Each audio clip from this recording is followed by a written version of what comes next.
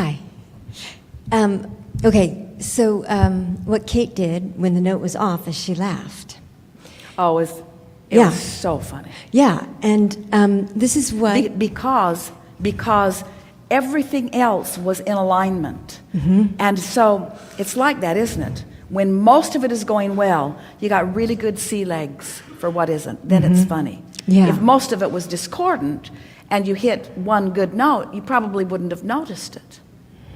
In other words, what was dominant? That's the operative word here. What is dominantly going on? Because we don't ask you to have perfect pitch in every moment, just good sea legs. Yeah. Yeah. So what I've found, I just love you. What I found is when I'm flying a lot, and I love to fly. I love to soar.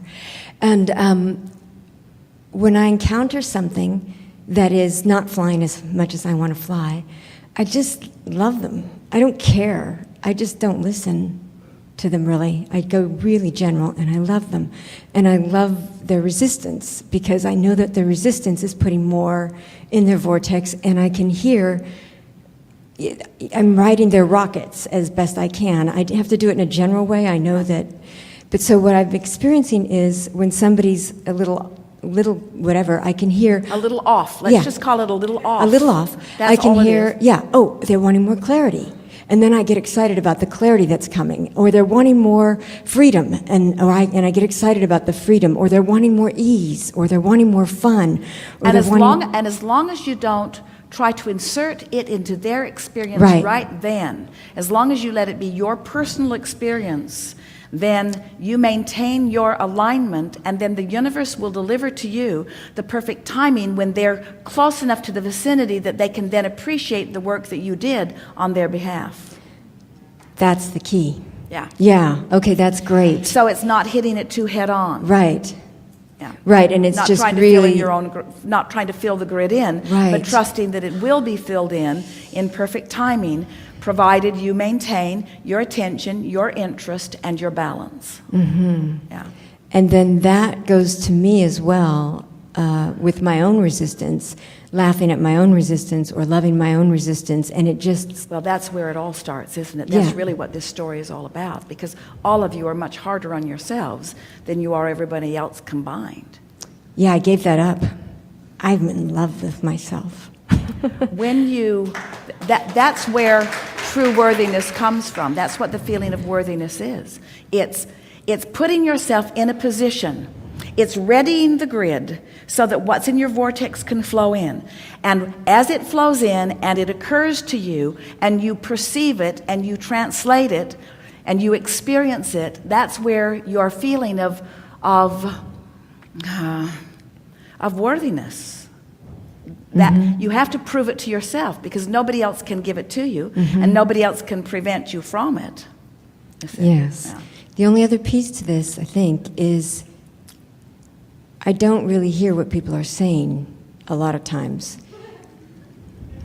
But I love them. Are you saying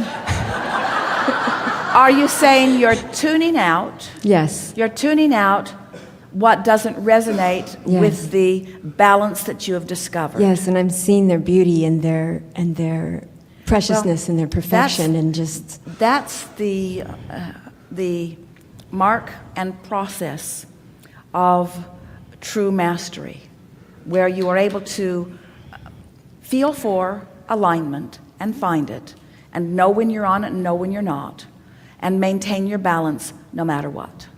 Maintain your balance deliberately. That's what true mastery is. That's what the art of allowing is. The art of allowing me to be in alignment with all that I am, regardless of what anyone is wanting to present to me. And in that understanding is the true freedom that everyone is looking for, because it's freedom from resistance that you seek. Right. And if you don't understand that, then you got to prevent that person and prevent that person. You need a restraining order against that one and that one. Talking about you. In other words, then you're wanting to take action in order to try to make your world as wonderful as you want it to be.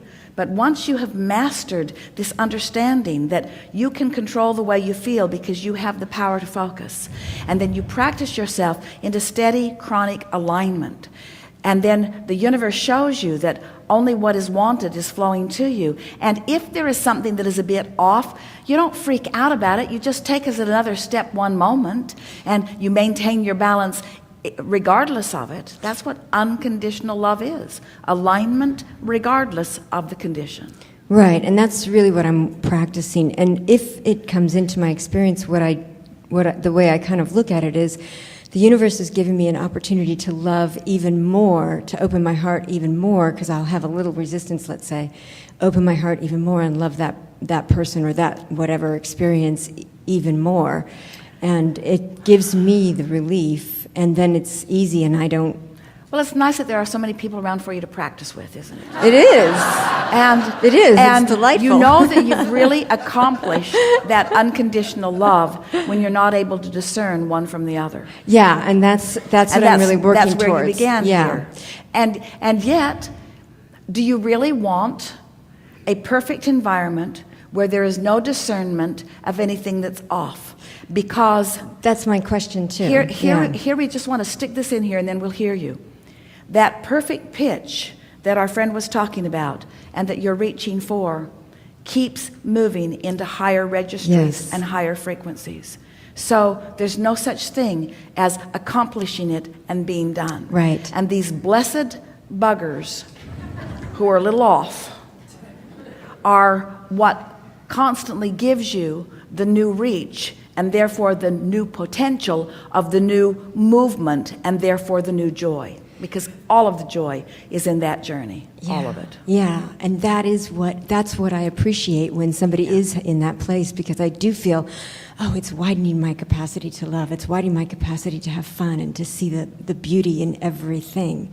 So there's no danger in it, right? Because I'm really, Okay, and the only other question I have is, you had this process on the cruise last year about the going general, from the negative specific to the negative general to the and that process for me was really simple and really easy, and it's really helped me tune to my own negative subtle vibrations quickly, so I feel them before I'm falling out of the plane. So they stand out. Yeah, they stand out, and then what happens? And then I relax. You feel and I go. Relax is the perfect word. You feel the relief as the tension subsides. Mm-hmm. Perfect. And it's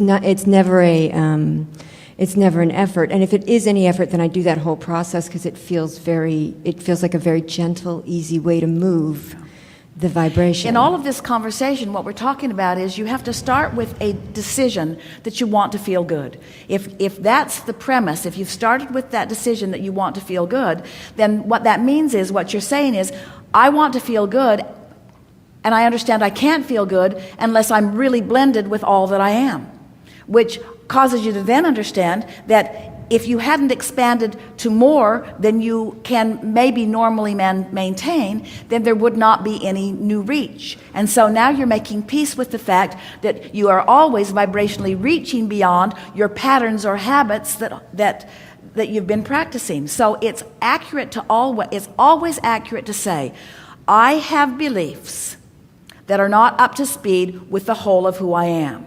And I mean to figure out which of those beliefs aren't up to speed with who I am, so that I can be up to speed with who I am. However, the beliefs that I hold that are not up to speed with who I am are responsible for my further expansion. So I'm embracing all of these beliefs, positive ones and negative ones, because expansion matters so much to me. If I didn't have the ability to know what I don't want, I wouldn't have the ability to know what I do want. So I'm not looking for perfection here. I'm just looking for steady things to help me continue to expand, and constant awareness and desire to feel good, which keeps me moving in the direction of the expansion that I've made. And it is my powerful intent to live happily ever after in that way. And if somebody else has the benefit of being up close to me and figuring it out based upon the powerful example that I'm offering, then I am really fulfilling my purpose for being. But I was not born to be an example for them. I was born to be the joyful creator that I am. This is something that we really, really, really want you to hear, because it gets off pretty easily in the moment that you're trying to mentor someone that you really care about. And it gets back on track really fast when you understand that they can't miss anyway. Nobody's going to miss this. Everybody's having expansion. Everybody's putting stuff in their vortex. Everybody's going to eventually come into alignment with it, you see. Yeah, and that thing about the mentoring, if you try that, the discord is so discordant in me, and I really want to feel good. It doesn't feel good. Yeah, good. There's one more thing. Let me just, if I can find it, because I had it a minute ago. It was, when I have a belief.